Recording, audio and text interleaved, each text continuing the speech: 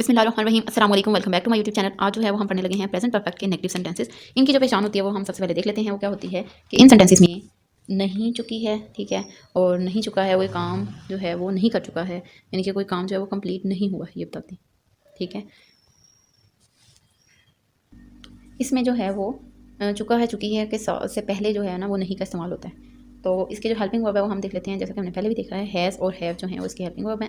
और जब भी हैज़ और हैव का इस्तेमाल किया जाता है तो उसके साथ वर्ब की थर्ड फॉर्म इस्तेमाल की जाती है। और जो इसके सिंगुलर हैं, जैसा कि ही है, शी है, इट है या नेम है, इनके साथ जो है ना वो हैज़ का इस्तेमाल किया जाता है। जबकि जो प्लूरल हैं उनके साथ हैव का इस्तेमाल किया जाता है। दे के साथ, वी के साथ, यू के साथ एंड आई के साथ, सबके साथ हैव इस्तेमाल किया जाता है। They have, we have, you have और आई हैव। उसके बाद हम एग्जाम्पल्स देख लेते हैं इसकी। पहला एग्जांपल है, मैं खाना नहीं खा चुका हूँ। तो पहले जो है वो हम सब्जेक्ट लिखेंगे। सब्जेक्ट क्या है, आई है, ये हमारा सब्जेक्ट हो गया। उसके आई के साथ क्या लगता है, हैव लगता है, ठीक है। हैव लगेगा आई के साथ, उसके साथ जो है आई के साथ क्या लगता है, हैव लगता है। और नेगेटिव सेंटेंस होने की वजह से नोट भी लगेगा और वर्ब की थर्ड फॉर्म लगेगी और उसके साथ साथ हमारा ऑब्जेक्ट लग जाएगा। नेक्स्ट जो है सेंटेंस है वो है, नजमा कपड़े नहीं सी चुकी है, ठीक है। नजमा सबसे पहले हमारा सब्जेक्ट हो गया और उसके साथ जो है ना वो क्या आएगा, नजमा जो कि सिंगुलर है इसके साथ आएगा हैज़। ऊपर देखें, हैज़ नेम के साथ क्या आएगा, हैज़। तो उसके बाद नेगेटिव वजह से नोट और उसके बाद वर्ब की थर्ड फॉर्म सून और उसके बाद लास्ट पे ऑब्जेक्ट जो है वो हमारा क्लोथ्स है, ठीक है।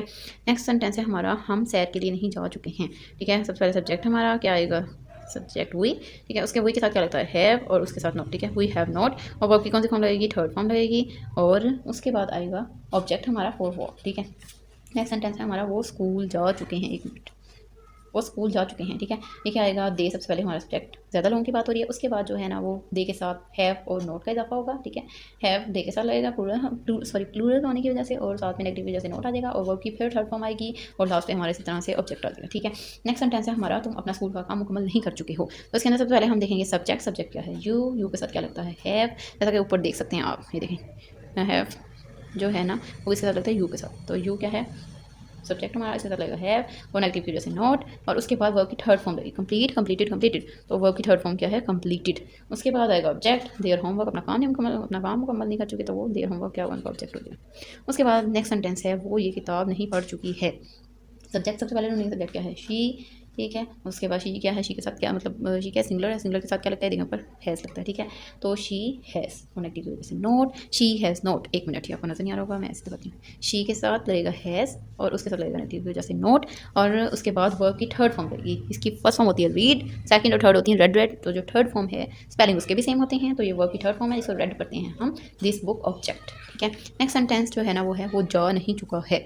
तो ये जो है इसका जो सब्जेक्ट है वो, यानी कि वो एक सिंगल उसकी बात हो रही है, इंसान की, शख्स की, ठीक है, और लड़के की। तो आएगा ही, सब्जेक्ट है जो हमारा।